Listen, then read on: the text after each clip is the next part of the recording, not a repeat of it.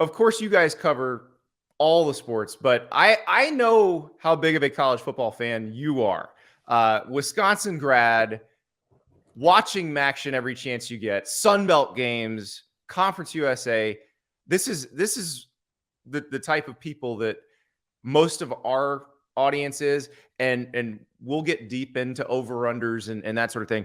But I wanted to bring you on, Big Cat, because when all the realignment stuff went down, you explained it very well on your show, because you were like, this sucks, but I'm gonna watch. Yeah. And so it sucks. And I want to just say that like outright, because I know what people think.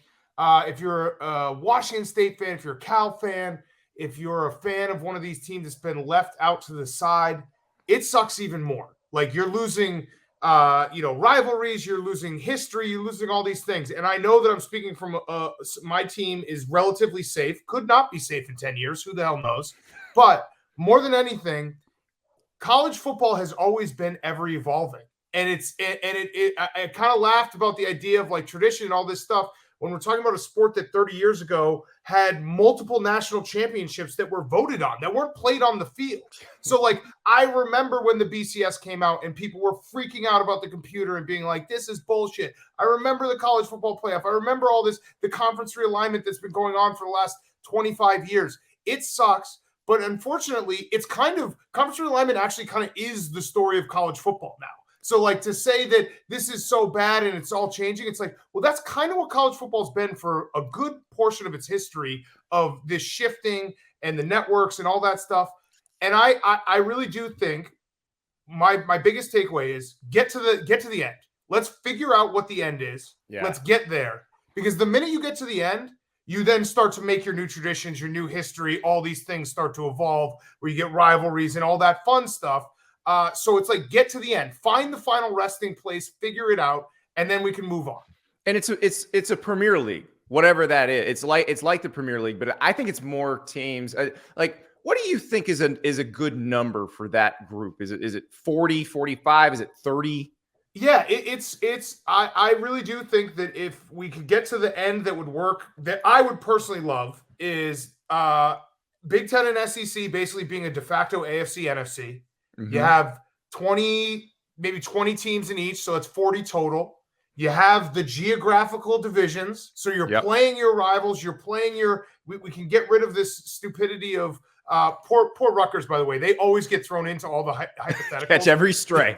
Every single time someone says something like, oh, Washington and Oregon, they got to go to Piscataway. So Rutgers just gets strays constantly because, I mean, Rutgers had the foresight. They had like 2 good seasons, a blip in the radar, and they're like, let's cash all of our tickets. Thank you, McCourties and Ray Rice. Yes. And James Gandolfini on the sideline on that Thursday night. But I really do think that like getting into that spot where I know people don't want it to be like the NFL, but you could then divide it into divisions and you can have a true playoff, a true champion where every team really truly does have a chance to win a title when they start the season, because they can say, if we just beat the teams in our division, we got a seat at the table. And then I unfortunately, the lower conference stuff, I think the smart thing to do is just do the same exact thing with that. So like all the group of fives, do another 40-team league where it's that, and people will watch. It's going to suck for a little bit, but people will watch. Well, and that's the thing, like, especially with gambling being legalized in more states, that's a built-in audience for that second group. Right. They're going to watch that. We know they're going to watch that. We see it every week.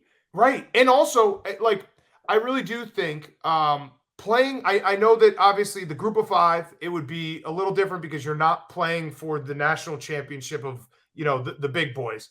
But having the group of 5 be able to play for a championship adds a whole great wrinkle to college football in those fan bases where, okay, you're a smaller school. You can't maybe compete with Alabama, but you won a national championship at your level of football. That's pretty damn cool. I don't know why we never did that. You know what I mean? I don't know why it wasn't some of these MAC schools or Sunbelt schools. Why aren't they playing for a national championship in their own right? Being like, hey, maybe it's by numbers of what the school, budget is. Because I just had an idea. You just gave me a great idea. Yeah. Let's bring back some old school stuff with that. Why don't, at the end of the season, we vote Yeah. on a group of 5 national champion. Right. I know Cincinnati was exciting to make it to the playoff, but they got the doors blown off of by Alabama, and it wasn't a fair fight. Cincinnati should have been like lifting a trophy at the end of the year, being like, we are the best team that is not a big, multi-billion-dollar corporation like some of these teams in the SEC and Big Ten. I'm with you. Okay, I'm gonna just start a poll. You guys have your low man trophy voters.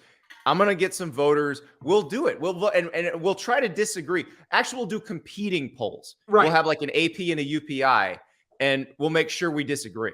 And obviously, this is being very optimistic that anyone will get their shit together and figure this out, because that is ultimately the problem that I fully admit, and I'm not neglecting that fact that it is a bunch of individuals running around with their heads cut off, trying to think about what's 2 feet in front of their face instead of what's 20 feet down the line. So I get all of that.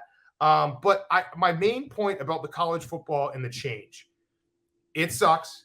Change sucks. I hate change. I hate when there's a little change to my routine. I hate when when I wake up a little bit earlier than I should. I hate any type of change. But change doesn't always have to be bad. It's just different. And understanding that it's different and we're going to start a different type of tradition, just embrace that, because I love college football so much, and I'm not going to give up on the sport because, Oregon has to go to Piscataway once every other 3 years. Yeah, and I want to stop that. Actually, you can just tell what type of person someone is by how they frame a new conference alignment. If they say, "Oh, Oregon Rutgers, man, that's going to suck."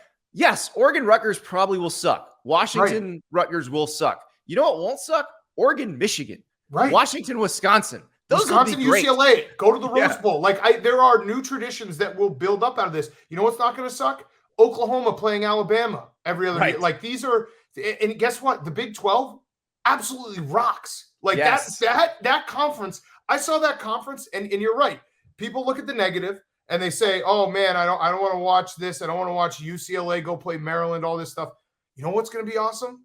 Kansas and Arizona playing basketball twice a year. Yeah. There are new things that you can look to. Change sucks. Difference, but just embrace the fact that it's going to be different, and different doesn't always suck. It will evolve into something that might be great. Well, and I was already excited about the new 12-team Big 12 when Texas and Oklahoma left, and with UCF and BYU and Houston and Cincinnati. But then now they added Utah to that sucker. That football league is going to be incredible, because you're going to go into every season where 12 of 16 teams could actually win the title. Yes, and they're really, really good teams and really fun brand of football. So yeah, I think that I hope that we are closer to the finish line of figuring this all out than we are at the start, because it does feel like the ACC is we got to figure out what's going to happen with the ACC.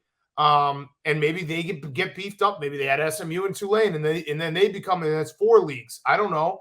But I just want to get to the end. I've been saying that. I said that last year, the year before, before all of this chaos this summer. Just get me to the final spot, and then I can figure out how I'm going to watch and consume in the new traditions. Yeah, unfortunately, I've learned way too much about TV contracts over the last 15 years, and it's basically when all of those end. That's when they'll figure this out. So we've got a while to go.